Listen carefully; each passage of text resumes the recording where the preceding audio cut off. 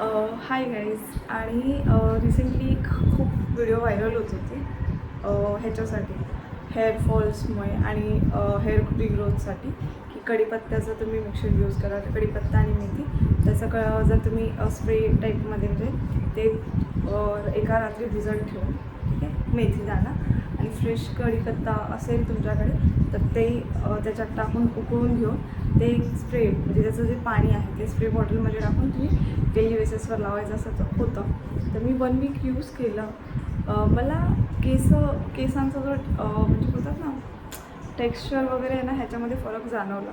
But माहिती नाही, माझे केस एकदम ड्राय वाटायला लागले. इवन मी माझ्या मम्मीच्या केसांवरती पण ट्राय केलं.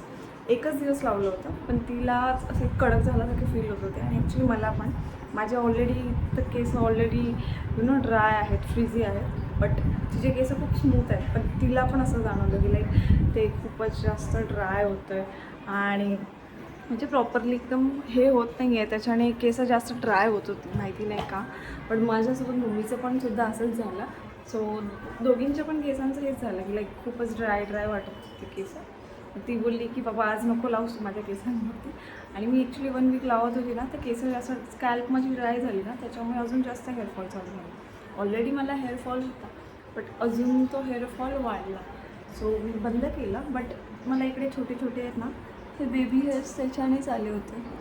सो तुम्ही एकदा ट्राय करू शकता. जर तुम्हाला सूट करत असेल तर तुम्ही नक्कीच यूज करू शकता. बट मला तर सूट नाही केलं.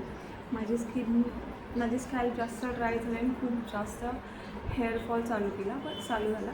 पण ती एक हेअरची स्ट्रँड जी हेअर आहे ना, ते असं एकदम जाड आणि ब्लॅकिश वाटत होती. ती गोष्ट खूप चांगली होती. बट माझा जास्तच हेअरफॉल वाढत होता, त्याच्यामुळे मी ते बंद केलं.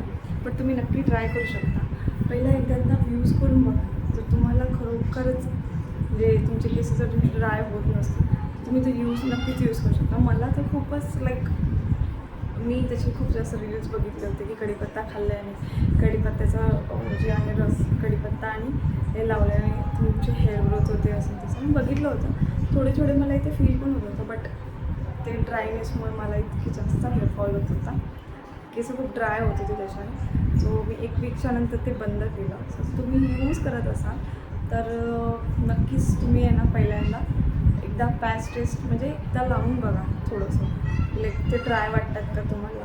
मी हेअरच्या लेंथला पण यूज केलं होतं, स्कॅल्पला मग पूर्णच ड्राय आणि कडक झाली होती केस नेक्स्ट डे. सो आणि खूप त्याच्यामुळे कसं कडक झाल्यामुळे हेअर जितके तुमचे सिल्की सॉफ्ट राहतील तेवढा हेअरफॉल कमी होतो. आणि जितके तुमचे केस ड्राय राहतील ना, त्याच्याने जास्त तुमचा हेअरफॉल वाढेल. बिकॉज केस जेव्हा गुंतात जास्त मणी फिरवतो आणि त्याच्याने खूप जास्त ते मग हेअरफॉल ऑटोमॅटिकली वाढतो.